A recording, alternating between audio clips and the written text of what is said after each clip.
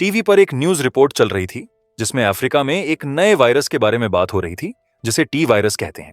और यह बीमारी लोगों को बेहद वायलेंट और अग्रेसिव बना देती है, किसी के भी खिलाफ जो पास हो।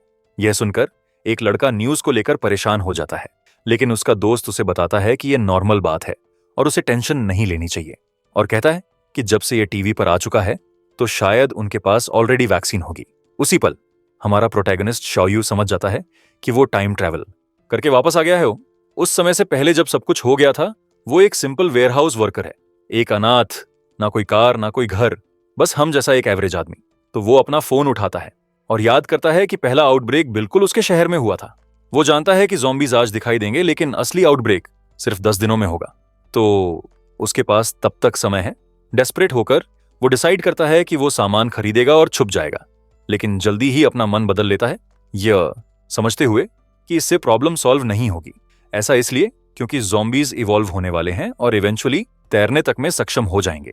तो भागना मदद नहीं करेगा, क्योंकि ज़ॉम्बीज के लगातार इवोल्यूशन की वजह से सर्वाइवर्स कभी भी एक जगह नहीं रह सकते थे और हर समय माइग्रेट करना पड़ता था।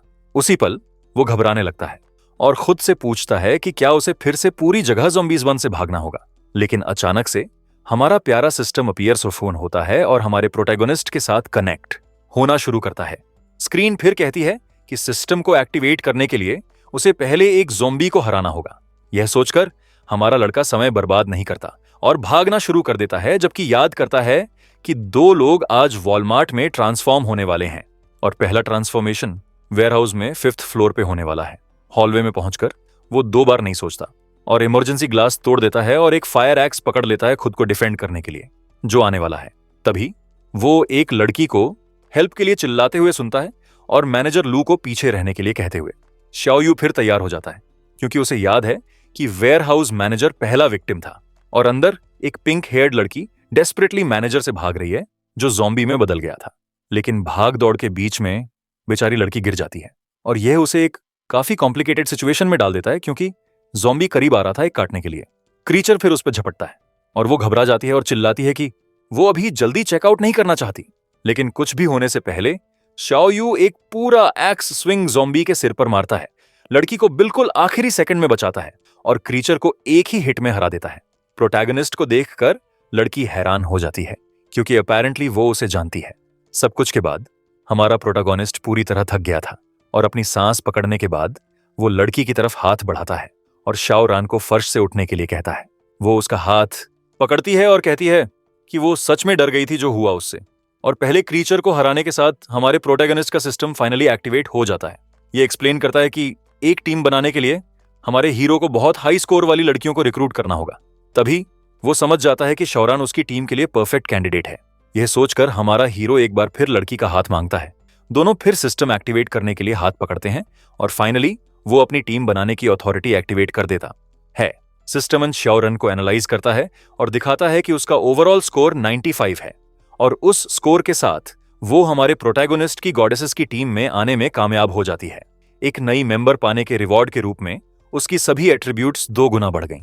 शाओयू इस सडन पावर बूस्ट से काफी खुश हो जाता है, लेकिन खुशी के बीच वो लड़की का हाथ बहुत जोर से दबा देता है और वो उसे छोड़ने के लिए कहती है क्योंकि दर्द हो रहा है। फिर सिस्टम नोटिफाई करता है कि सभी मेंबर्स को एक एट्रीब्यूट पॉइंट मिला और कहता है कि सभी को 20 क्यूबिक मीटर्स का स्टोरेज स्पेस मिला और शाओरन के पास एक प्रोफेशनल स्किल है जो उसे 1 मिलियन क्यूबिक मीटर्स का स्पेस बनाने देती है जब चाहे सप्लाईज स्टोर करने के लिए। और चूंकि वो स्किल्स शेयर कर सकता है, अब उनके पास 2 मिलियन क्यूबिक मीटर्स का स्टोरेज है। इतनी सारी पावर हाथ में होने के साथ हमारा प्रोटैगनिस्ट वेयरहाउस को देखता है जो सप्लाईज से भरा हुआ है। शेल्व्स पर कपड़े, सोप्स और कई दूसरी चीजें थीं। इसके अलावा बहुत सारा खाना और टूथपेस्ट उनके लिए एक अच्छी देर तक सर्वाइव करने के लिए। शाओयू फिर समझता है कि वो पूरे वेयरहाउस को खाली कर सकता है, लेकिन वो आगे जाता है और सोचता है कि वो पूरे शहर से सप्लाईज ले सकता है। उसका चेहरा देखकर शाओरन पूछती है कि क्या वो ठीक है, और वो कहता है कि वो बस कुछ अच्छा सोच रहा था। वो फिर उसे उसकी जान बचाने के लिए थैंक यू बोलती है और इस बीच सिस्टम उसके लिए अपीयर होता है। एक मैसेज कहता है कि अगर उसे किक आउट कर दिया या अगर कैप्टन छोड़ देता है तो वो अपनी पावर्स खो देती है। अपने सामने स्क्रीन देखकर वो नहीं समझती कि यह क्या है। हैरान होकर शाओयू पूछता है कि क्या वो भी सिस्टम देख सकती है, और वो कहती है कि उसने कुछ अलग महसूस किया जब उसने उसका हाथ पकड़ा। वो फिर एक्सप्लेनेशन मांगती है और कहती है कि वो इस सब से थोड़ी डर गई है। शाओयू एक्सप्लेन करता है कि वो ही था जिसने उसे वो पावर दी और कि एक्चुअली ये दोनों के लिए फायदे की बात है। वो स्क्रीन दिखाता है और कहता है कि वो पहली गॉडेस है जिसे उसने हायर किया। ये देखकर लड़की काफी शॉक्ड हो जाती है और ये सब अनबिलीवेबल लगता है। सब कुछ एक्सप्लेन करने के बाद वो उससे स्पेशियल पावर यूज करने और वेयरहाउस खाली करने में मदद करने के लिए कहता है, जबकि सोचता है कि पुलिस ज़ॉम्बीज से बिजी होगी और रॉबरीज की इन्वेस्टिगेशन करने का समय नहीं होगा। यह सुनकर शाओरन हैरान हो जाती है और पूछती है कि क्या वे सच में चोरी करने वाले हैं।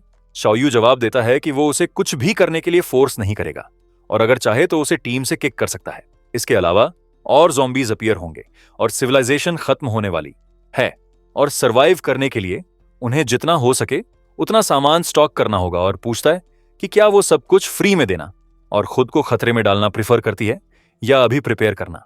लड़की डेस्परेट हो जाती है क्योंकि वो नहीं जानती कि क्या डिसीजन लेना है। लेकिन बातचीत के बीच में वे बाहर से एक स्क्रीम सुनते हैं। दोनों फिर बाहर देखते हैं कि क्या हो रहा था। वहां वे एक ज़ॉम्बी को एक वुमन पर अटैक करते हुए देखते हैं जो डेस्परेटली चिल्ला रही थी। कुछ लड़के क्रीचर को वुमन से खींचने की कोशिश करते हैं, सोचते हुए कि क्या वो लड़का पागल हो गया। शाओरन शॉक में है यह समझते हुए कि वो एक असली ज़ॉम्बी था और उसी पल वो समझ जाती है कि जो कुछ भी हमारे हीरो ने कहा था सच था।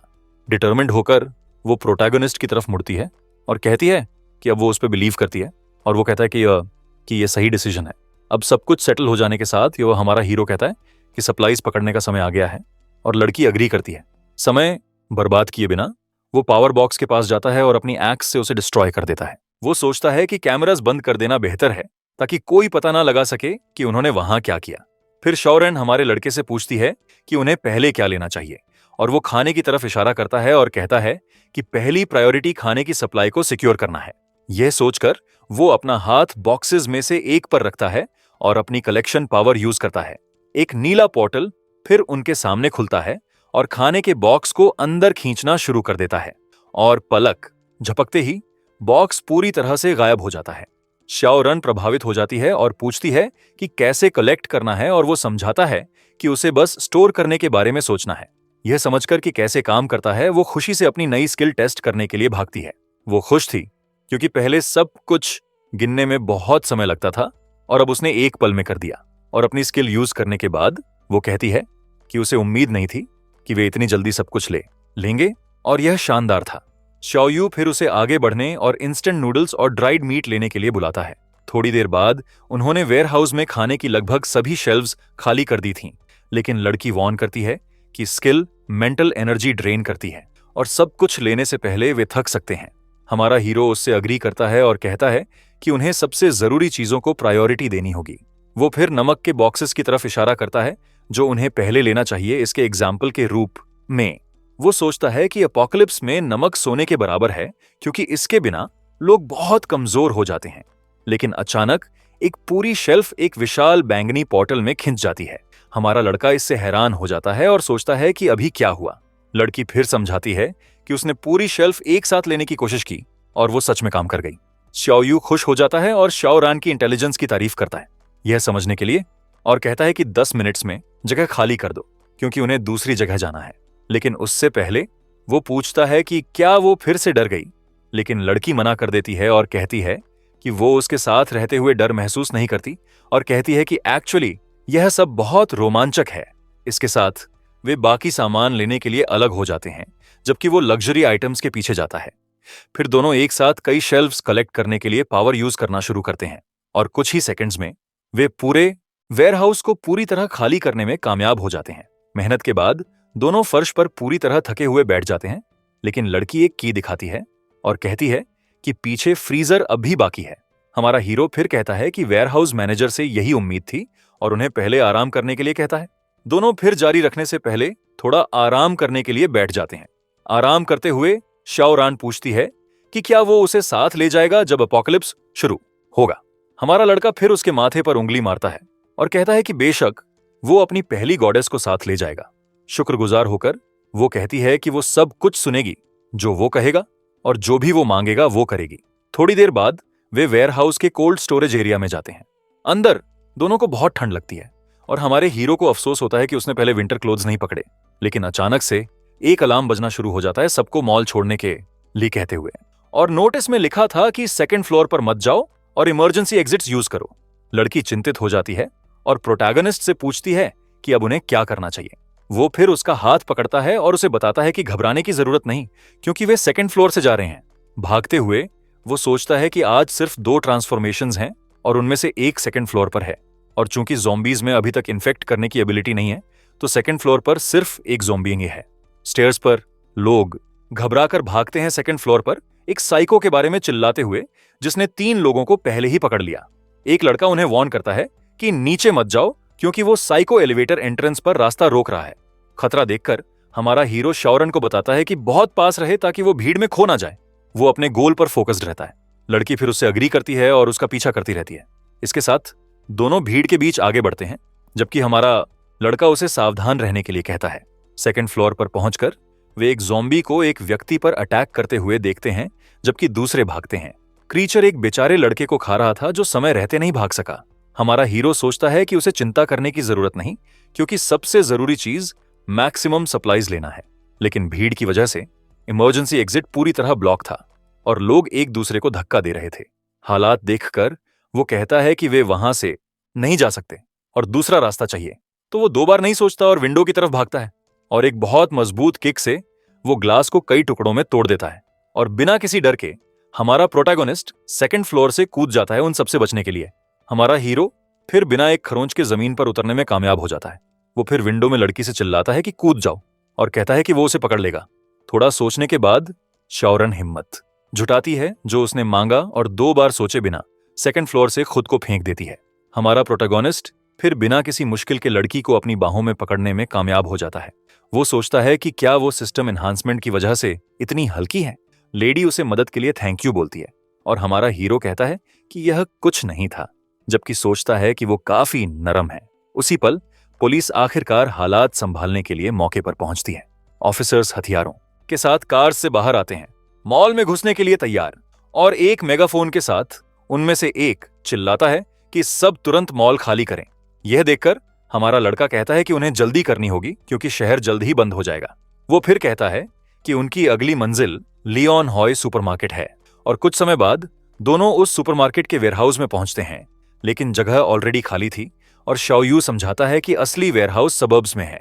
सड़कों पर आर्मी सभी नागरिकों को तुरंत अपने घरों में लौटने और सड़क पर न रुकने का आदेश देती है। एक सोल्जर दोनों को देखता है और उन्हें घर जाने के लिए चिल्लाता है। अब लड़की शाओयू से पूछती है कि वे अब क्या करेंगे और क्या वे अभी भी दूसरे सुपरमार्केट जा रहे हैं, लेकिन हमारा हीरो कहता है कि अब यह ऑप्शन नहीं है क्योंकि पुलिस और आर्मी हर जगह है। वो फिर सजेस्ट करता है कि वे अभी आराम करें और रात को काम करने के लिए मेंटल एनर्जी रिकवर करें। शौरन कहती है कि वो घर जा रही है, लेकिन हमारा प्रोटैगनिस्ट उसे रोकता है और कहता है कि वो उसके साथ रुक रही है। वो समझाता है कि शहर लॉकडाउन होने वाला है और अगर वो घर गई तो वो बाहर नहीं निकल पाएगी। चिंतित होकर वो पूछती है कि वे कहाँ रुकेंगे, क्योंकि अगर वे सड़क पर सोएंगे तो उन्हें बाहर निकाल दिया जाएगा। हमारा लड़का कहता है कि बेहतर ऑप्शन शहर के बाहरी इलाकों में जाना है क्योंकि वहां से भागना आसान है, और एक प्लान सोचकर वो डिसाइड करता है कि वे जेनू होटल जा रहे हैं। हैरान होकर वो पूछती है कि क्या वो उस होटल के बारे में बात कर रहा है जो एक आर्टिफिशियल आइलैंड पर है। वो फिर कंफर्म करता है और कहता है कि चूंकि सिर्फ एक ब्रिज है वे वहां एक चेक पॉइंट लगाएंगे, लेकिन वो समझाता है कि लेक बहुत बड़ी है और रात में वे बोट से पार कर सकते हैं। शाओयू फिर कहता है कि जल्दी चलें, इससे पहले कि पब्लिक ट्रांसपोर्ट चलना बंद कर दे। इस बीच सीडिया सिटी हॉल में कुछ जरूरी ऑफिशियल्स मौजूदा हालात के बारे में मीटिंग कर रहे थे। उनमें से एक कहता है कि हालात गंभीर हैं क्योंकि 2 घंटों में 100 घटनाएं हुईं और 324 लोग मारे गए। वो आगे कहता है कि कुछ चीजें हैं जिनके बारे में वो सीधे बात नहीं कर सकता, लेकिन सबने अफवाहें सुनी हैं, और बताता है कि आधा महीना पहले शहर में ऑलरेडी कुछ काटने की घटनाएं हुई थीं जिनके लक्षण टी वायरस जैसे थे। ऑफिशियल फिर निष्कर्ष निकालता है कि वायरस ऑलरेडी म्यूटेट हो गया है और पूरा शहर लॉकडाउन हो जाएगा। आदेश दिए जाने के साथ सभी डिपार्टमेंट्स हालात को कंट्रोल करने के लिए तुरंत काम करना शुरू कर देते हैं। इस बीच एक हाईवे पर एक लाल कार तेज गति से भाग रही है। एक नीले बालों वाली औरत ड्राइवर से धीरे चलने के लिए कहती है क्योंकि वे यूनाइटेड स्टेट्स में नहीं है, लेकिन लड़का बस उसकी वार्निंग इग्नोर करता है और बिना परवाह किए स्पीड बढ़ाता रहता है। औरत फिर काम के बारे में शिकायत करती है और कहती है कि उसे 1 महीने से उस बिगड़े हुए लड़के को झेलना पड़ा है। वो सोचती है कि वो एक नाकाबिल लड़का है जो पूरा दिन पार्टी करता है और फिर भी उस पर लाइन मारने की कोशिश करता है। और बात को और बुरा करने के लिए उन्हें ज़ॉम्बी अटैक्स की खबर मिली और पूरा शहर लॉकडाउन होने वाला है। वो फिर वार्न करती है कि बाहर खतरनाक है और उन्हें तुरंत होटल वापस लौटना होगा। एक बुरी मुस्कान के साथ वो कहता है कि टाइमिंग परफेक्ट है क्योंकि उसकी इंपोर्ट की हुई स्पेशल दवाई आ गई है। लड़का फिर सड़क पर एक तेज मोड़ लेता है, लेकिन अचानक उसे अपने पूरे शरीर में एक अजीब खुजली महसूस होने लगती है और वो ब्रेक्स पर पांव मार देता है। कार फिर सड़क के बीच में रुक जाती है। औरत चार्ली से पूछती है कि उसे क्या हो रहा था। वो अपना चेहरा खुजलाना शुरू कर देता है और शिकायत करता है कि खुजली बस बढ़ती जा रही है। अचानक लड़के की आंखों और मुंह से खून बहने लगता है, जबकि वो दर्द से चिल्लाता है। लेडी डर जाती है और पूछती है कि उसे क्या हो रहा है। चार्ली फिर उसकी तरफ मुड़ता है और गुर्राता है। लगता है वो ज़ॉम्बी में बदल रहा था। हालात देखकर वो 2 बार नहीं सोचती और जितनी जल्दी हो सके कार से बाहर निकल जाती है और समझ जाती है कि चार्ली उन ज़ॉम्बीज में से एक में बदल गया जो उसने न्यूज़ पर देखे थे। तेज भागने के लिए वो हील्स उतार देती है जो उसके भागने में रुकावट डाल रहे थे। ज़ॉम्बी फिर कार से बाहर निकलता है और खाली सड़क पर औरत के पीछे भागना शुरू कर देता है, लेकिन भाग दौड़ के बीच बेचारी गिर जाती है और जमीन पर जोर से गिरती है। बात को और बुरा करने के लिए गिरने में उसका टखना मुड़ जाता है और वो उठ नहीं पाती। बहुत दर्द में भी वो खड़े होने की कोशिश करती है और कहती है कि वो अब हार नहीं मान सकती। लेकिन निराशा के उस पल में वो दूर से एक मोटरसाइकिल पर 2 लोगों को आते हुए देखती है और बाइक पर लोग बिल्कुल हमारे प्रोटोगोनिस्ट और शाओरन थे। उन्हें देखकर नीले बालों वाली लेडी मदद के लिए घबराकर चिल्लाती है। हमारा हीरो उसकी गुहार सुनता है और समझ जाता है कि पास में कोई खतरे में है। वो फिर शाओरन को वार्न करता है कि सावधान रहे क्योंकि वो औरत को बचाने जा रहा है। एक सेकंड भी बर्बाद किए बिना हमारा लड़का अपनी बाइक को फुल स्पीड पर चलाता है और रेस्क्यू के लिए उसकी डायरेक्शन में तेज गति से जाता है। वो फिर अपनी डिमेंशनल पावर एक्टिवेट करता है और अपनी एक्स पकड़ता है। इस बीच ज़ॉम्बी जमीन पर बेसहारा औरत की तरफ कूदता है। वो डर से चिल्लाती है क्रीचर को उस पर अटैक करते हुए देखकर, लेकिन सबसे बुरा होने से पहले हमारा प्रोटोगोनिस्ट अपीयर होता है और ज़ॉम्बी को एक एक्स चॉप से मारता है और उसके तुरंत बाद बाइक को एक ड्रिफ्ट से रोकता है। क्रीचर का शरीर फिर सड़क पर बेजान गिर जाता है। सब कुछ के बाद उसे अजीब लगता है कि वायरस इतनी तेजी से फैल रहा है। उसे याद आता है कि ज़ॉम्बी ट्रांसफॉर्मेशन के 3 स्टेजेस हैं और पहला विक्टिम्स को हिंसक बना देता है और आखिरी स्टेज में वे पूरी तरह ज़ॉम्बीज बन जाते हैं जो सरवाइव करने के लिए अपने विक्टिम्स को खा जाते हैं। हमारा हीरो समझ जाता है कि वायरस 5 दिन पहले दिखाई दिया और सोचता है कि क्या उसकी वापसी नहीं है किया। वो फिर यह देखने के लिए पास आता है कि नीले बालों वाली लड़की ठीक है या नहीं। शाओरान लड़की को पानी देती है जो उसे थैंक यू बोलती है और कहती है कि वो ऑलरेडी बहुत बेहतर महसूस कर रही है। औरत फिर हमारे प्रोटोगोनिस्ट को उसकी जान बचाने के लिए शुक्रिया अदा करती है और वो कहता है कि यह कोई बड़ी बात नहीं थी। इसके बाद वो अपना परिचय देती है और कहती है कि उसका नाम हन कैक्सिन है। हमारा लड़का उसकी खूबसूरती से प्रभावित होता है और सोचता है कि वो एक गॉडेस की तरह खूबसूरत है।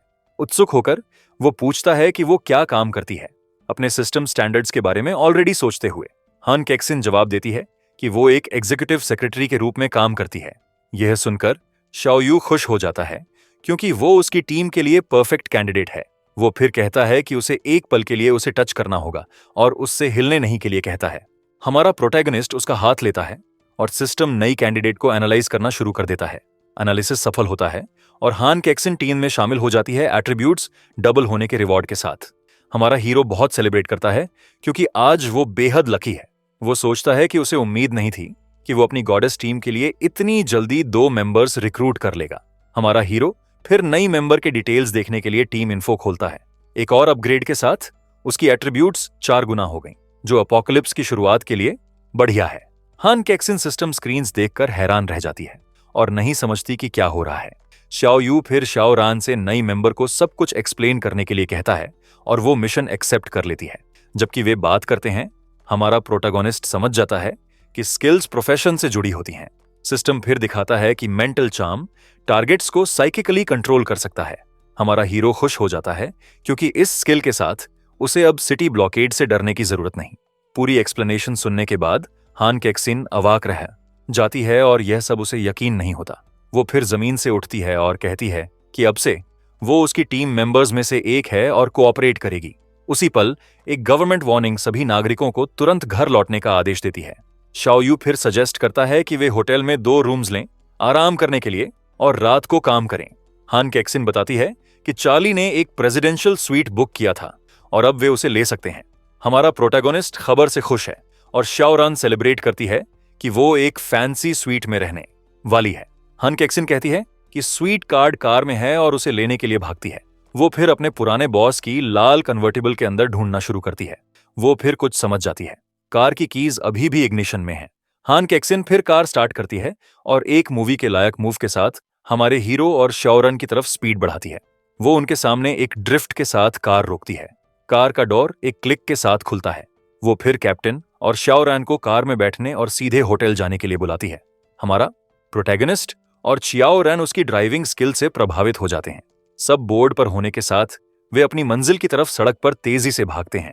थोड़ी देर बाद वे फाइनली शानदार गोल्डन लेक होटल में पहुंचते हैं।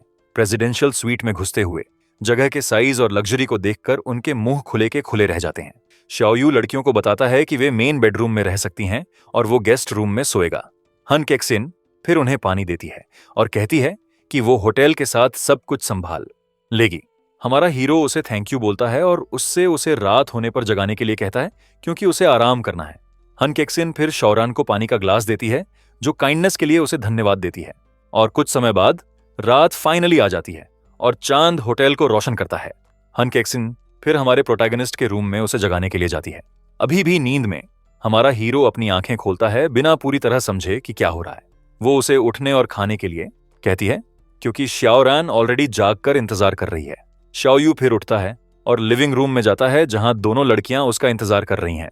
वो सोफा पर बैठता है और देखता है कि उन्होंने उसके लिए इंस्टेंट नूडल्स तैयार किए हैं।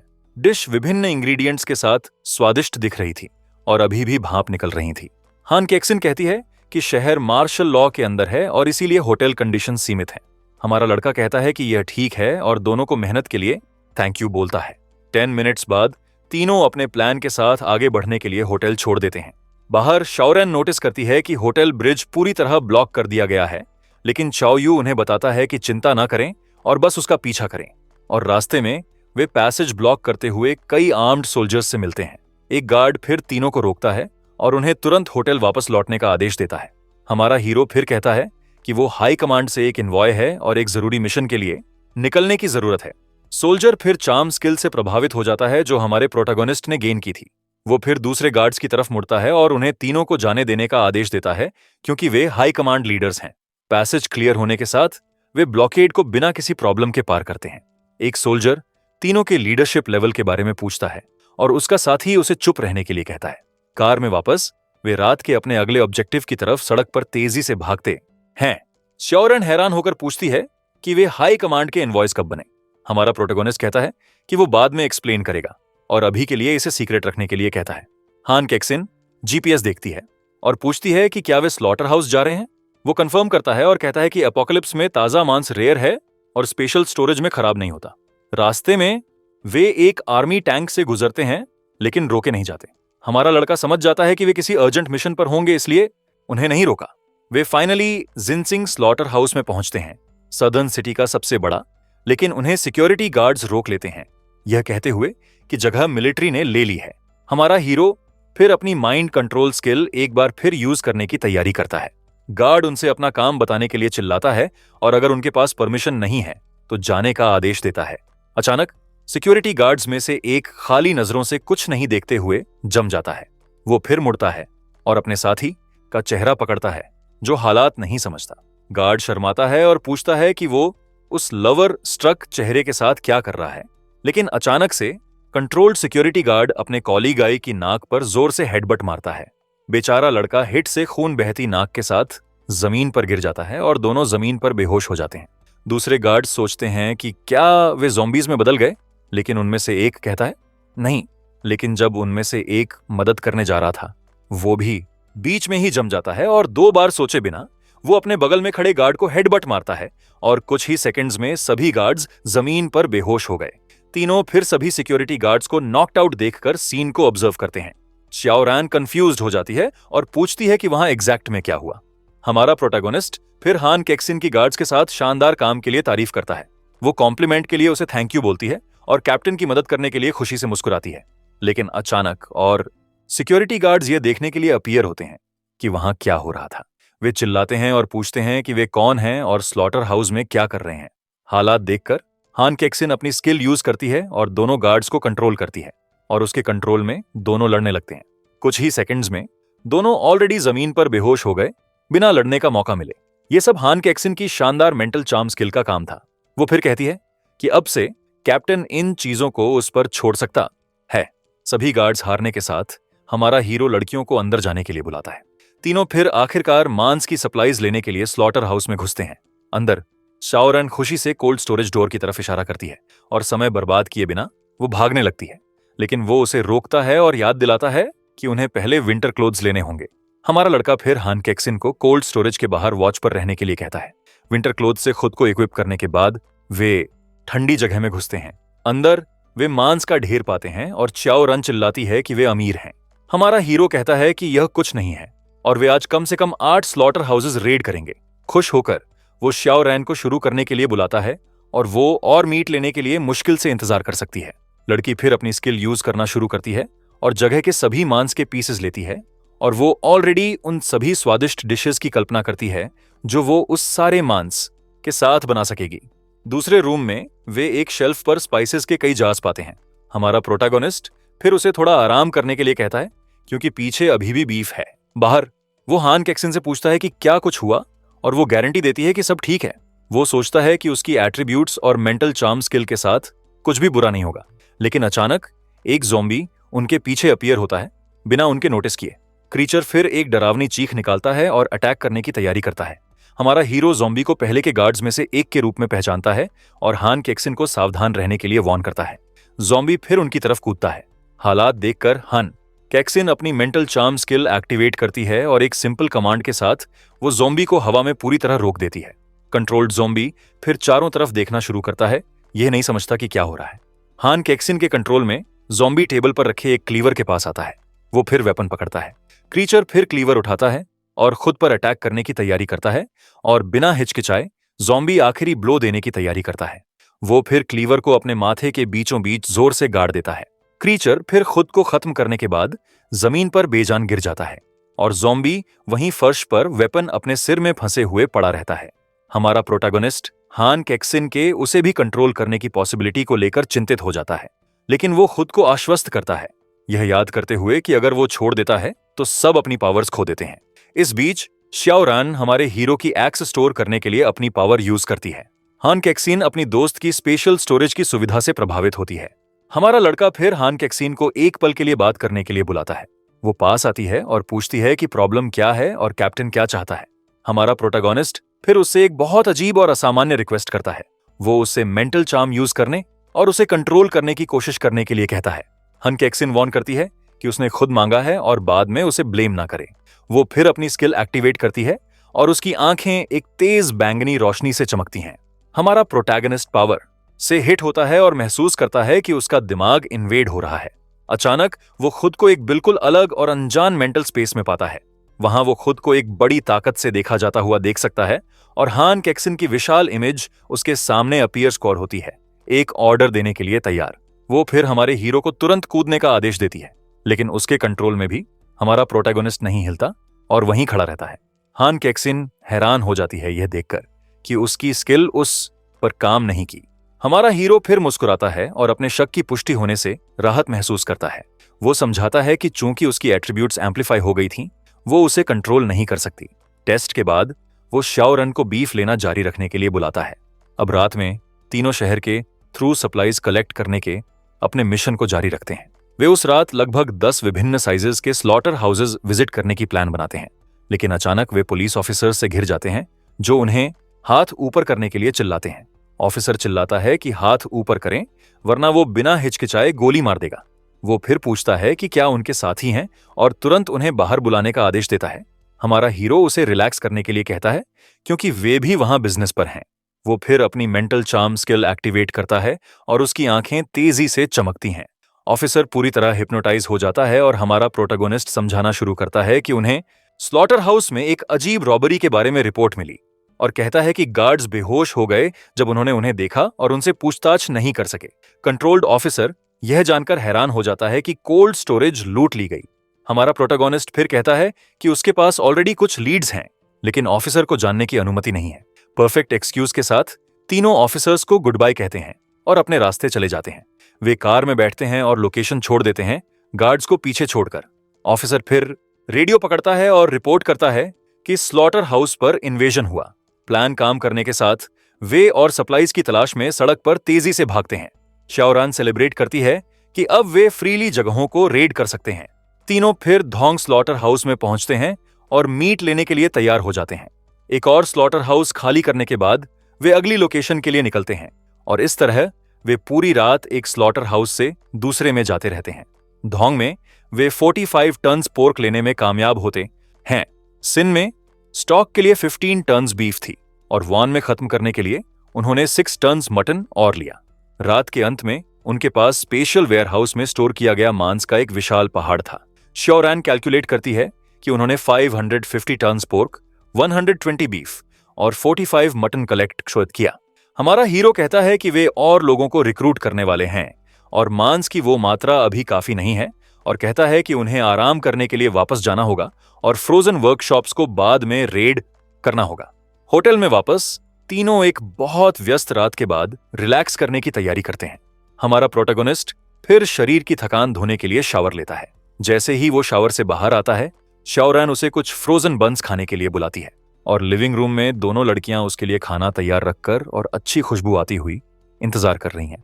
हमारा हीरो उन दोनों को सिर्फ बाथरोब्स में ड्रेस्ड देखकर हैरान हो जाता है।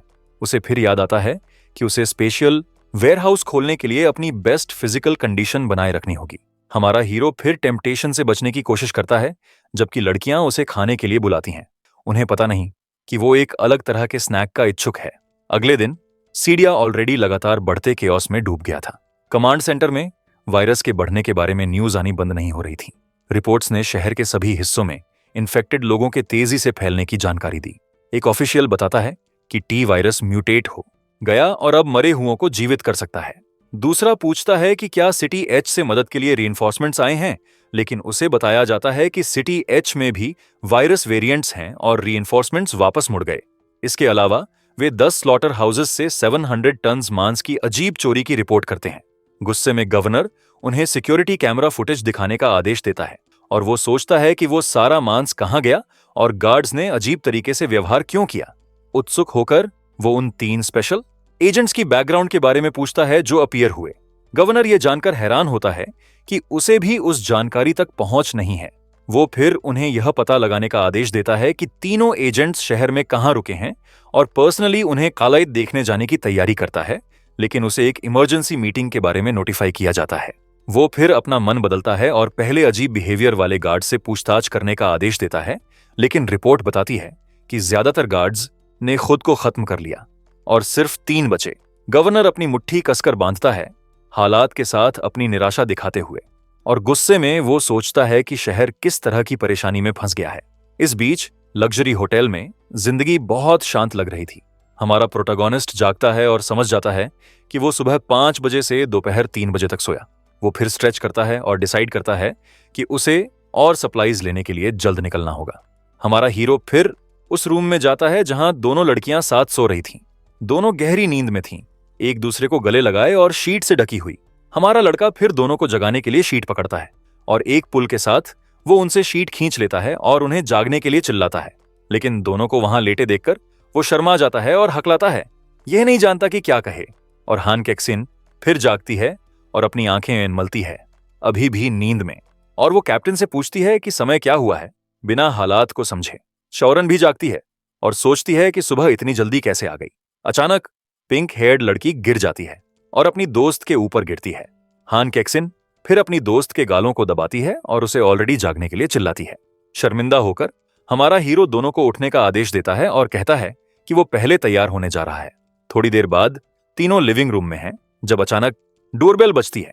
हमारा प्रोटोगोनिस्ट डोर को देखता है, यह सोचते हुए कि उस समय कौन हो सकता है। हान कैक्सिन फिर यह चेक करने के लिए जाने का ऑफर करती है कि डोर पर कौन नॉक कर रहा है। वो खोलने से पहले यह देखने के लिए पीपहोल से देखती है कि कौन है, और दूसरी तरफ वो सूट्स में 3 आदमियों को देखती है और पूछती है कि क्या उसे डोर खोलना चाहिए। हमारा लड़का फिर उसे खोलने के लिए कहता है क्योंकि उन्हें उनसे मिलना है। हान कैक्सिन फिर डोर खोलती है और 3 आदमियों से आमने सामने आती है। उनमें से एक अपना परिचय गवर्नर के रूप में देता है और कहता है कि वो स्पेशल एजेंट्स से मिलना चाहेगा। हमारा हीरो फिर गवर्नर को अंदर आने और उनसे बात करने के लिए इनवाइट करता है और कुछ समय बाद सब प्रेसिडेंशियल स्वीट के लिविंग रूम में बैठे थे। प्रोटैगोनिस्ट बातचीत शुरू करने से पहले उन्हें चाय ऑफर करता है। वो फिर पूछता है कि क्या हमारा प्रोटैगोनिस्ट वो तथाकथित स्पेशल एजेंट है और उसे क्या बुलाना चाहिए, और एक ज्यादा सीरियस टोन के साथ वो पूछता है कि हमारे हीरो के सुपीरियर्स कौन है। हमारा हीरो समझ जाता है कि गवर्नर को शक है और उसके डाउट्स खत्म करने का डिसाइड करता है। वो फिर गवर्नर को देखने के लिए एक डॉक्यूमेंट दिखाता है और किसी के नोटिस किए बिना वो अपनी मेंटल चार्म स्किल एक्टिवेट करता है। गवर्नर हमारे प्रोटैगोनिस्ट की चमकती आंखों से हिप्नोटाइज हो जाता है और डॉक्यूमेंट पर वो एक national security special agent ID देखता है। हमारा लड़का पूछता है कि क्या अभी भी उसकी आइडेंटिटी के बारे में कोई डाउट है। गवर्नर फिर खड़ा होता है और माफी मांगने के लिए झुकता है और शर्मिंदा होकर कहता है कि उसकी आइडेंटिटी कॉन्फिडेंशियल है और अपनी रूडनेस के लिए माफी मांगता है।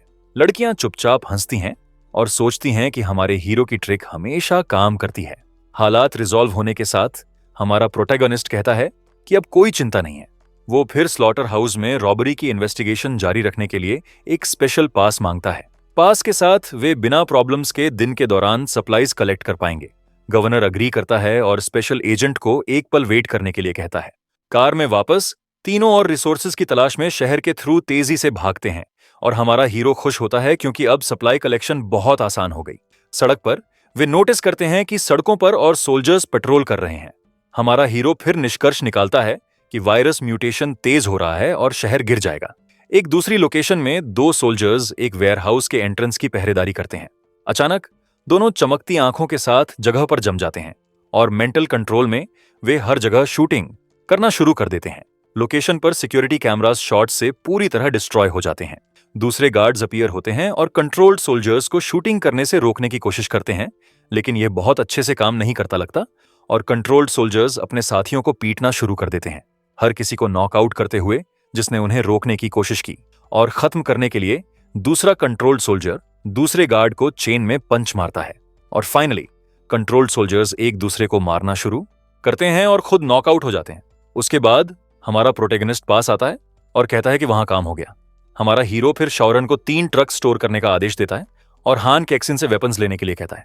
वो पास्ट आउट गार्ड्स में से एक की गन्स में से एक उठाता है और सोचता है कि बुरी एम के साथ भी गन होने से ज्यादा कॉन्फिडेंस मिलता है। वो फिर शौरन को गन्स में से एक देता है और कहता है कि वो उसे इसे यूज करना सिखाएगा। लेकिन अचानक कुछ लोग वेयर हाउस से मदद के लिए चिल्लाते हुए बाहर भागते हैं। वे घबराकर चिल्लाते हैं कि अंदर ज़ॉम्बीज हैं और उन्होंने ऑलरेडी 2 लोगों को पकड़ लिया। हान कैक्सिन हालात को लेकर चिंतित होकर हमारे प्रोटैगनिस्ट को बुलाती है।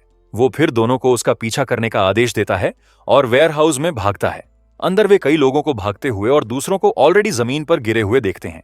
तीनों जगह के अंदर हुए केओस को देखकर हैरान रह जाते हैं और बचे लोगों में से एक चिल्लाता है कि पास मत आओ क्योंकि हर जगह ज़ॉम्बीज हैं। हमारा हीरो समझाता है कि यह टी वायरस इन्फेक्शन है जो मरे हुओं को जीवित करता है। वो फिर अपनी एक्स पकड़ता है और लड़कियों के साथ ज़ॉम्बीज पर चार्ज करता है और एक प्रिसाइज हिट के साथ वो एक ज़ॉम्बी के सिर पर मारता है और सोचता है कि वे हर समय स्किल्स यूज नहीं कर सकते क्योंकि वे बहुत एनर्जी ड्रेन करती हैं। हमारा हीरो ज़ॉम्बी के सिर से एक्स खींचने की कोशिश करता है लेकिन वो फंस जाती है। हैरान होकर वो सोचता है कि एक्स इस तरह कैसे फंस गई, लेकिन अचानक एक और ज़ॉम्बी अपीयर होता है और रिएक्ट करने का समय दिए बिना उस पर चार्ज करता है। हमारा प्रोटैगनिस्ट फिर अटैक से डॉज करता है और काउंटर अटैक के लिए तैयार होता है और किक्स की एक सीरीज के साथ वो एक साथ कई ज़ॉम्बीज को गिरा देता है। एक्स के बिना वो गार्ड से ली गई गन पकड़ता है और शूट करने की तैयारी करता है। हमारा हीरो फिर लुक कंप्लीट करने के लिए सनग्लासेस पहनता है और बिना हिचकिचाए वो पास आते ज़ॉम्बीज को शूट करना शुरू कर देता है। बुलेट्स क्रीचर्स को सीधे हिट करती हैं और वे एक एक करके गिरते हैं। एक जीत भरी मुस्कान के साथ वो कहता है कि अच्छी फायर पावर बेस्ट ऑप्शन है। हान कैक्सिन कहती है कि वो अभी भी ज़ॉम्बीज को खुद को खत्म करवाना प्रीफर करती है। हमारा प्रोटैगनिस्ट फिर ज़ॉम्बी के सिर पर पैर रखता है और अपनी एक्स वापस खींचता है। एरिया क्लियर होने के साथ वो लड़कियों को सप्लाईज मूव करने के लिए जल्दी करने का आदेश देता है और काम की एक लंबी रात के बाद तीनों फाइनली आराम करने के लिए लौटते हैं। शाओरैन कैलकुलेट करती है कि उन्होंने कुल 8,800 टन सप्लाईज कलेक्ट किया।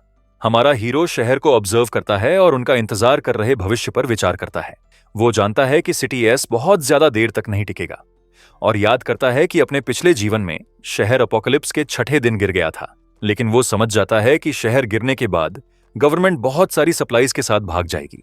आसमान से शहर को रीइंफोर्स करने के लिए कई मिलिट्री प्लेन्स आए और उनसे कई सोल्जर्स इवैक्यूएशन में मदद के लिए पैराशूट करके नीचे उतरे। लेकिन हमारा हीरो जानता है कि यह सिर्फ इनएविटेबल को डिले करेगा और प्रॉब्लम सॉल्व नहीं करेगा। वो फिर लड़कियों को बुलाता है और कहता है कि अगली जगह जाने का समय आ गया भी है। ऑलरेडी रात में फुल मून शहर के थ्रू उनके रास्ते को रोशन करता है और सड़क पर वे एक आर्मर्ड व्हीकल को रास्ते के बीच में रुका हुआ पाते हैं। हमारा प्रोटैगनिस्ट फिर हान कैक्सीन को व्हीकल के बगल में कार रोकने का आदेश देता है। वो ओबे करती है और कन्वर्टेबल को आर्मर्ड कार के ठीक बगल में रोकती है। हमारा लड़का फिर यह इन्वेस्टिगेट करने के लिए कार से बाहर निकलता है कि वहां क्या हुआ, और वो नोटिस करता है कि व्हीकल की साइड पर खून के धब्बे हैं और निष्कर्ष निकालता है कि कोई अंदर ज़ॉम्बी में बदल गया और शायद सब इन्फेक्टेड हो गए। ज्याओरन खुश हो जाती है और सजेस्ट करती है कि वे व्हीकल ले लें क्योंकि कोई और इसे नहीं चाहता। हमारा हीरो समझ जाता है कि आर्मर्ड कार एपोकलिप्स में एक मोबाइल फोर्ट्रेस की तरह काम कर सकती है और 2 बार सोचे बिना वो अपनी स्किल यूज करता है और आर्मर्ड व्हीकल कलेक्ट कर लेता है। शौरन शिकायत करती है कि उसने उससे पहले व्हीकल क्यों कलेक्ट की और वो प्रॉमिस करता है कि अगली बार वो उसे व्हीकल कलेक्ट करने देगा। इस बीच कमांड सेंटर में मौत का आंकड़ा बढ़ना बंद नहीं हो रहा था। गवर्नर यह देखकर निराश हो जाता है कि शहर गिरने वाला है और उसे अफसोस होता है कि वो नहीं जानता कि शहर में कौन ज़ॉम्बी में बदलेगा या कब। एक ऑफिशियल बताता है कि हालात में मदद के लिए एरियल रीइंफोर्समेंट्स आ गए हैं। गवर्नर पूछता है कि कितने सोल्जर्स आए और संख्या से निराश होता है। वो जानता है कि 1000 सोल्जर्स टाइड टर्न करने के लिए काफी नहीं है। दूसरा ऑफिशियल वार्न करता है कि टी वायरस म्यूटेंट्स पूरे देश में अपीयर हो रहे हैं। गवर्नर फिर समझ जाता है कि टी वायरस को कंट्रोल नहीं किया जा सकता और उन्हें तैयार रहना होगा। वो एक और दिन होल्ड आउट करने का डिसाइड करता है और बची हुई सप्लाईज सिक्योर करने की प्लान बनाता है। लेकिन उसके आदमियों में से एक पूछता है कि वे 800,000 नागरिकों के साथ क्या करेंगे। गवर्नर कहता है कि अगर उन्हें इवैक्यूएट करना पड़ा तो पूरे देश ने कंट्रोल खो दिया होगा। वो फिर अपने आदमी को अपने परिवार को लाने और एक हेलीकॉप्टर स्टैंड बाय पर छोड़ने का आदेश देता है। ऑफिशियल फिर अपने सुपीरियर के ऑर्डर्स पूरे करने के लिए हट जाता है, लेकिन अचानक वो गिर जाता है और बिना किसी अपैरेंट वजह के फर्श पर गिर जाता है और इसके बाद वो मरोड़ना और दर्द से चिल्लाना शुरू कर देता है। गवर्नर घबरा जाता है और पूछता है कि उसे क्या हो रहा है। आदमी फिर अपनी शर्ट फाड़ता है और एक क्रीचर में ट्रांसफॉर्म होना शुरू कर देता है। डर कर गवर्नर मदद के लिए चिल्लाता है, रूम में गार्ड्स को बुलाते हुए। गार्ड्स भागकर आते हैं और गवर्नर को दीवार के अगेंस्ट कॉर्नर्ड पाते हैं और उसके सामने ऑफिसर ज़ॉम्बी में बदल गया अटैक करने की तैयारी में। क्रीचर अपने तेज दांत दिखाते हुए एक डरावनी दहाड़ निकालता है। 2 बार सोचे बिना गवर्नर गार्ड्स को फायर खोलने के लिए चिल्लाता है। दोनों गार्ड्स फिर ज़ॉम्बी पर अपने वेपन्स पॉइंट करते हैं और शॉट्स की एक बर्स्ट के साथ वे क्रीचर को फर्श पर गिरा देते हैं। ज़ॉम्बी का शरीर फिर गार्ड्स द्वारा गोली मारे जाने के बाद बेजान गिरता है। गवर्नर गार्ड्स को शरीर को वहां से दूर ले जाने का आदेश देता है। दोनों गार्ड्स फिर ज़ॉम्बी के शरीर को रूम से बाहर घसीटते हैं और गवर्नर सोचता है कि यह कितना डरावना है कि कोई भी मॉन्स्टर में बदल सकता है। इस बीच शहर की एक दूसरी बिल्डिंग में जिंदगी नॉर्मली चल रही थी। अना नाम की एक लड़की का फोन उसके पिता की कॉल से बजता है। वो चिंतित हो जाती है क्योंकि उसने कई बार कॉल किया और किसी ने जवाब नहीं दिया। अचानक एक व्यक्ति की शैडो उसके बेडरूम डोर पर अपीयर होती है। एना घबरा जाती है और सिलहुएट को अपनी दोस्त वोंगशू के रूप में पहचानती है। शैडो फिर मरोड़ना और दर्द में कराहना शुरू करती है और अचानक दोस्त लाल आंखों के साथ डोरवे में अपीयर होती है और ज़ॉम्बी में ट्रांसफॉर्म हो गई। एना सीन से डर जाती है और खुद को प्रोटेक्ट करने के लिए पीछे हटती है। वो समझ जाती है कि उसकी दोस्त इन्फेक्टेड हो गई है और अगर उसे काटा गया तो वो भी ज़ॉम्बी में बदल जाएगी। घबराकर वो भागने के बारे में सोचती है, लेकिन मेन डोर बाथरूम के बगल में है। वो फिर अपने एकमात्र एस्केप रूट के रूप में विंडो को देखती है, लेकिन समझ जाती है कि वो 30वीं मंजिल पर है और कूदना उसके लिए अंत होगा। यह नहीं जानते हुए कि क्या करे, आना घबरा जाती है और सोचती है कि वो कैसे भागेगी। वो फिर एक आवाज सुनती है और अपनी दोस्त की शैडो को डोर के पास आते हुए देखती है। ज़ॉम्बी फिर धीरे धीरे डोर खोलना शुरू करती है, अपने हरे शरीर को रिवील करते हुए।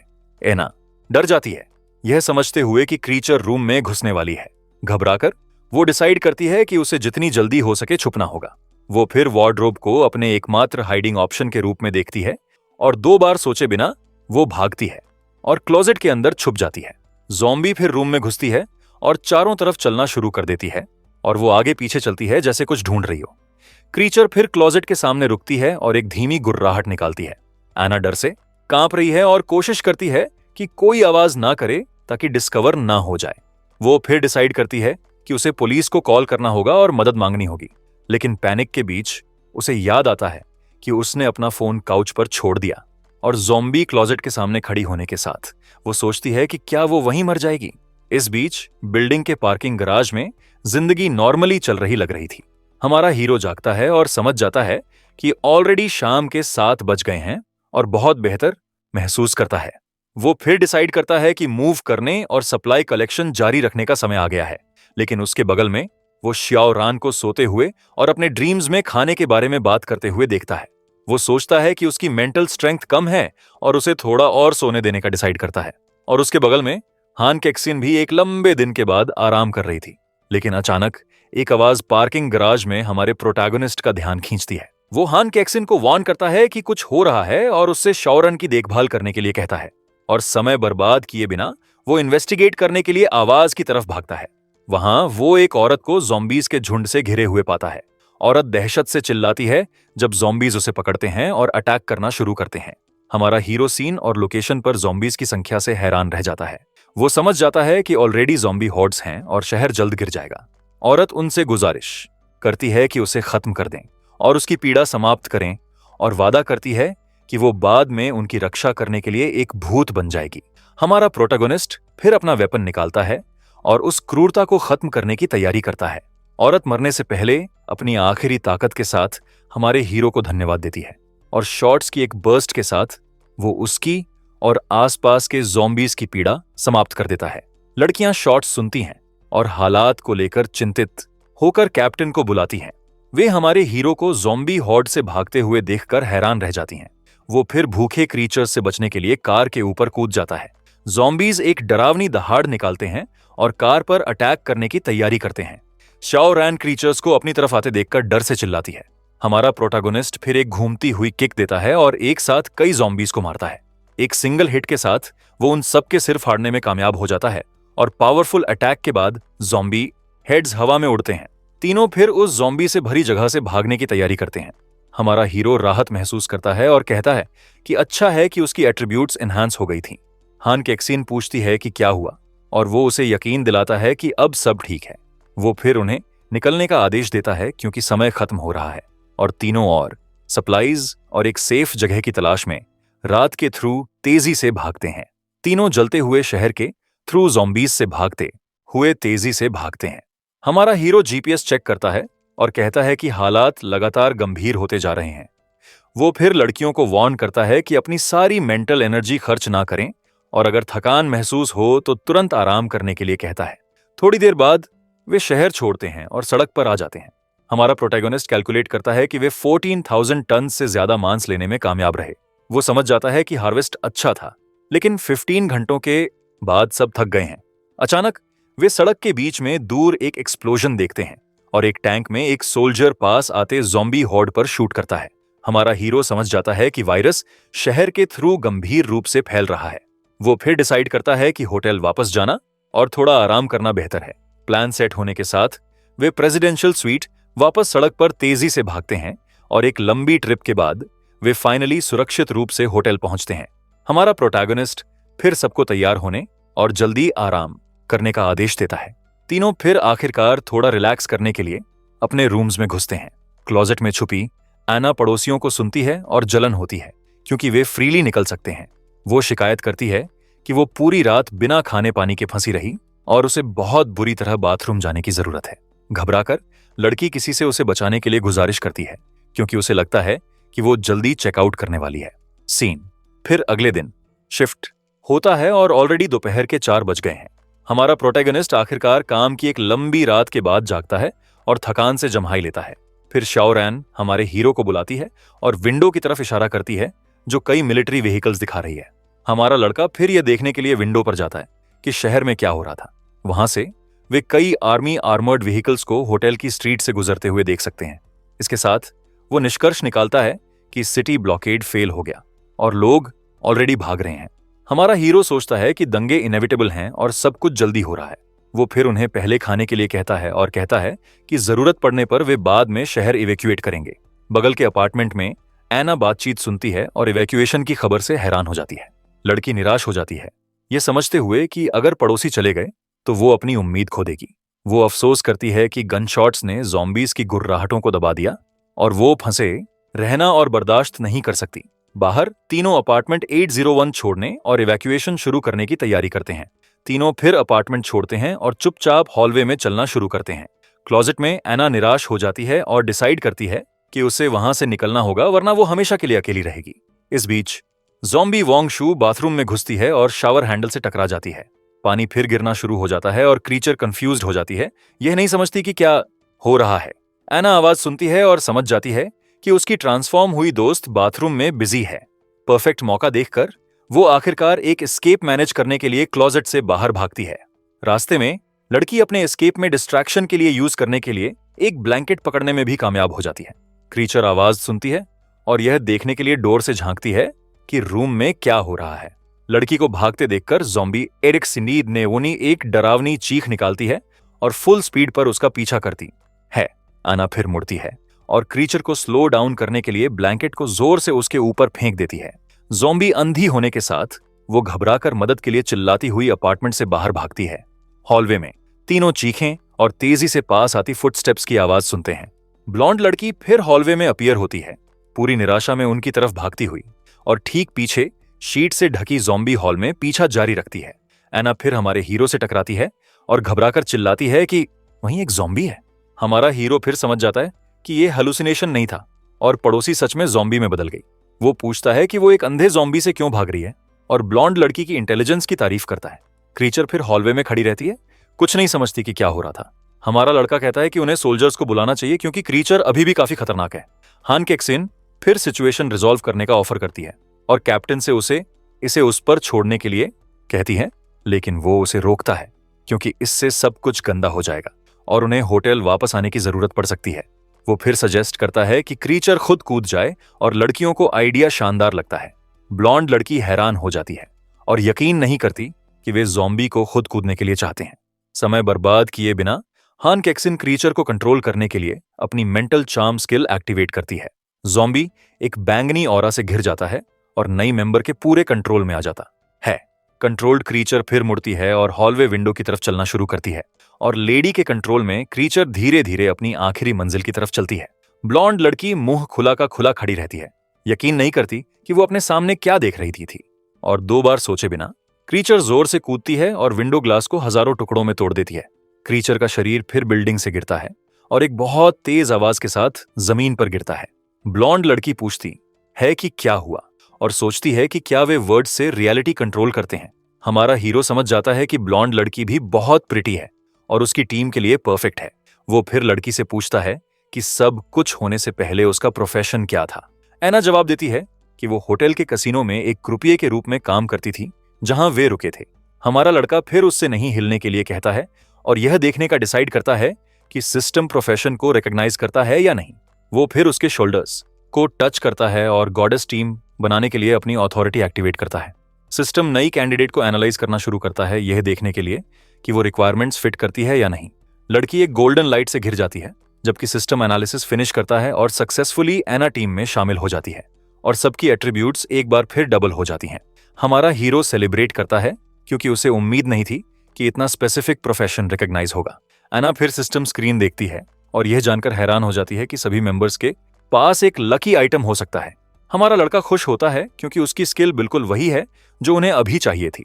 वो कहता है कि उसकी स्किल्स बहुत पावरफुल हैं और नई मेंबर टीम की वेपन्स की कमी को पूरा करती है। हमारा हीरो फिर भाग जाता है और लड़कियों से एना को सब कुछ एक्सप्लेन करने के लिए कहता है। हमारा प्रोटैगनिस्ट अचानक की जल्दबाजी से कंफ्यूज्ड हो जाता है और नहीं समझता कि क्या हुआ। एना फिर अपने पुराने अपार्टमेंट की तरफ भागती है और बाथरूम में घुस जाती है और 2 बार सोचे बिना लड़की थोड़ी प्राइवेसी के लिए डोर जोर से बंद कर देती है। बाथरूम के अंदर से एक बहुत तेज पानी की आवाज हॉलवे में सबको सुनाई देती है। हमारा प्रोटैगनिस्ट हालात से शर्मिंदा हो जाता है और शाओरन उस पर हंसना शुरू कर देती है। हान केक्सिन फिर डोर नॉक रिओन करती है और पूछती है कि क्या सब ठीक है और एना हाँ में जवाब देती है। अंदर नई मेंबर आखिरकार एक पूरे दिन फंसे रहने के बाद खुद को राहत देने में कामयाब हो जाती है। खत्म करने के बाद लड़की अपने हाथ धोने और खुद को थोड़ा संभालने के लिए सिंक पर जाती है। वो मिरर में देखती है और यकीन नहीं करती कि वो सिर्फ उसके टच से इतनी स्ट्रांग हो गई, और उसे हैरानी होती है। वो समझ जाती है कि अब उसके पास सुपरनैचुरल एबिलिटीज भी हैं। अपनी नई पावर टेस्ट करने के लिए वो अपनी पूरी ताकत से कार्ड्स में से एक फेंकती है। कार्ड फिर रूम के अक्रॉस उड़ता है और वॉल और बेड को हिट करता है, जिससे छोटे एक्सप्लोजन्स होते हैं। कार्ड फिर फ्लोर में फंस जाता है, जो पावरफुल अटैक के इंपैक्ट से क्रैक हो जाता है। एना पावर से हैरान हो जाती है और सोचती है कि अगर उसके पास यह पहले होता तो वो फंसी नहीं होती। वो फिर सिस्टम में देखती है कि अगर शाओयू छोड़ देता है या उसे किक आउट कर देता है तो वो पावर्स खो देती है। तय करके वो डिसाइड करती है कि वो कैप्टन की रक्षा करेगी और सरवाइव करने के लिए टीम कभी नहीं छोड़ेगी। सिस्टम नोटिफाई करता है कि 3 से ज्यादा मेंबर्स होने से उन्होंने एक स्पेशल रिवॉर्ड कमाया। उन्हें प्रोफेशनल सूट्स मिलते हैं जो खुद साफ और रिपेयर होते हैं। इसके अलावा स्किल्स देते हैं। हमारा हीरो खुश होता है और कहता है कि अब उन्हें अपने कपड़े गंदे करने की चिंता नहीं करनी होगी। वो फिर लड़कियों को बुलाता है और कहता है कि उसके पास उनके लिए एक शानदार गिफ्ट है। इसके साथ पूरा ग्रुप एलिवेटर की तरफ होटल हॉलवे में चलना शुरू करता है। थोड़ी देर बाद सब ऑलरेडी नए सिस्टम प्रोफेशनल सूट्स पहन चुके थे। श्योरन आउटफिट की तारीफ करती है और कहती है कि फैब्रिक को कितना भी खींचो ये फटता नहीं। हान केक्सिन कहती है कि सूट मूव करने के लिए परफेक्ट है और हाई हील्स भी रास्ते में नहीं आते। एना कहती है कि उसने आउटफिट के साथ नई स्किल्स सीखी और कैप्टन को फॉलो करना सही डिसीजन था। हमारा प्रोटैगनिस्ट कहता है कि अच्छा है कि यह फिट हो गया और सबको जल्द वहां से निकलने के लिए बुलाता है। ग्रुप फिर आखिरकार नीचे जाने और अच्छे के लिए होटल छोड़ने के लिए एलिवेटर पर पहुंचता है, लेकिन जब डोर खुलता है तो वे लोगों को रिसेप्शनिस्ट को अरेस्ट करने के लिए कहते हुए चीखें सुनते हैं। नीचे लॉबी में एक सिक्योरिटी गार्ड ज़ॉम्बी रिसेप्शनिस्ट को रोकने की कोशिश करता है, जबकि दूसरा लड़का भागता है। हमारा हीरो सोचता है कि यह एना की नई लूटिंग स्किल टेस्ट करने का परफेक्ट समय है, और समय बर्बाद किए बिना वो अपने येलो कार्ड्स में से एक क्रीचर की डायरेक्शन में फेंकता है। कार्ड क्रीचर के सिर को सीधे हिट करता है और एक सिंगल प्रिसाइज स्ट्राइक से उसे हरा देता है। वो फिर समझ जाता है कि कार्ड्स उसकी विल के अकॉर्डिंग मूव कर सकते हैं। क्रीचर हारने के साथ एक चमकता आइटम अपीयर होता है और ज़ॉम्बी के शरीर पर तैरता है। आइटम फिर हमारे प्रोटैगनिस्ट की डायरेक्शन में उड़ता है और सीधे उसकी चेस्ट में घुस जाता है, और सिस्टम में वो जानता है कि आइटम एक सोर्ड में बदल गया और उसकी इन्वेंट्री में स्टोर हो गया। सब कुछ रिजॉल्व होने के साथ ग्रुप कार में घुसता है और होटल से दूर सड़क पर तेजी से भागता है। हमारा हीरो फिर नई सोर्ड को देखने के लिए पकड़ता है और उसकी खूबसूरती की तारीफ करता है। हन केक्सिन उससे कार के अंदर सोर्ड के साथ खेलने के लिए नहीं कहती, क्योंकि यह बहुत खतरनाक है। शौरन कमेंट करती है कि उसने ऑलरेडी 3 रॉबरीज और 5 ज़ॉम्बी अटैक्स देखे। हमारा हीरो कहता है कि उन्हें और सप्लाईज स्टॉक करने और अपनी स्ट्रेंथ बढ़ाने की जरूरत है। थोड़ी देर बाद वे फाइनली शहर के ग्रेन स्टेशन पर पहुंचते हैं। ग्रुप फिर कार से बाहर निकलता है और सप्लाई कलेक्शन के एक और राउंड के लिए तैयार होता है। वहां वे ग्रेन से भरे कई जायंट साइलोस पाते हैं जो कलेक्ट होने के लिए तैयार हैं। हमारा प्रोटैगनिस्ट सबसे अलर्ट रहने के लिए कहता है, क्योंकि वहां कुछ सही नहीं लग रहा। लड़कियां अग्री करती हैं और ये अजीब पाती हैं कि गेट खुला है और बिना किसी गार्ड्स के। हमारा हीरो फिर कहता है कि वो आगे जाएगा और लड़कियों से सावधान रहने के लिए कहता है। वो फिर गेट अनलॉक करने और ग्रुप के लिए रास्ता क्लियर करने के लिए अपनी सोर्ड यूज करता है। गेट खुलने के साथ वो अंदर क्या हुआ इन्वेस्टिगेट करने की तैयारी करता है। जमीन पर वो कई खून के धब्बे और बिखरे हुए बुलेट केसिंग्स पाता है। वो फिर निष्कर्ष निकालता है कि उस जगह पर थोड़ी देर पहले एक बड़ी लड़ाई हुई। अचानक वे वेयर हाउसेज में से एक के पीछे से एक लड़की को आते हुए सुनते हैं। हमारा लड़का लड़कियों को बुलाता है और यह देखने के लिए कि वो क्या था, आवाज की तरफ भागता है, और वहां वे ज़ॉम्बीज में ट्रांसफॉर्म हुए सोल्जर्स के एक ग्रुप से मिलते हैं। क्रीचर्स एक डरावनी दहाड़ निकालते हैं और ग्रुप को अपने तेज दांत दिखाते हैं। हमारा प्रोटैगनिस्ट निष्कर्ष निकालता है कि ये एरियल रीइंफोर्समेंट्स हैं जो वायरस नहीं समझे। ज़ॉम्बीज फिर अटैक करने और काटने के इरादे से ग्रुप पर चार्ज करते हैं। हमारा हीरो सबको फैलने और बैटल के लिए तैयार होने के लिए चिल्लाता है। आना फिर अपने ब्लू कार्ड्स में से एक पकड़ती है और उसे अपनी पूरी ताकत से फेंकती है। कार्ड फिर 3 में स्प्लिट हो जाता है और पास आते ज़ॉम्बीज की डायरेक्शन में उड़ता है। कार्ड्स क्रीचर्स को सीधे हिट करते हैं और उन्हें कुछ सेकंड्स के लिए स्टन कर देते हैं। फिर वो अपने रेड कार्ड्स फेंकती है और स्टन्ड ज़ॉम्बीज पर एक बड़ा एक्सप्लोजन करती है। क्रीचर का शरीर आधे में स्प्लिट हो जाता है और 2 गोल्डन कॉइन्स हवा में तैरते हुए अपीयर होते हैं। एक और ज़ॉम्बी फिर उस पर चार्ज करता है, लेकिन लड़की समय रहते अटैक से डॉज करने में कामयाब हो जाती है। वो थोड़ी नाराज हो जाती है क्योंकि उसे फाइट खत्म होने तक ड्रॉप्ड आइटम्स लेने के लिए वेट करना होगा। उसी पल हमारा हीरो अपनी नई सोर्ड टेस्ट करता है और समझ जाता है कि यह एक्स से बहुत बेहतर है, और नए वेपन के साथ वो बिना किसी मुश्किल के एक साथ कई ज़ॉम्बीज को हरा देता है। एक और गोल्डन कॉइन गिरता है और वो हाई 30% ड्रॉप रेट सेलिब्रेट करता है।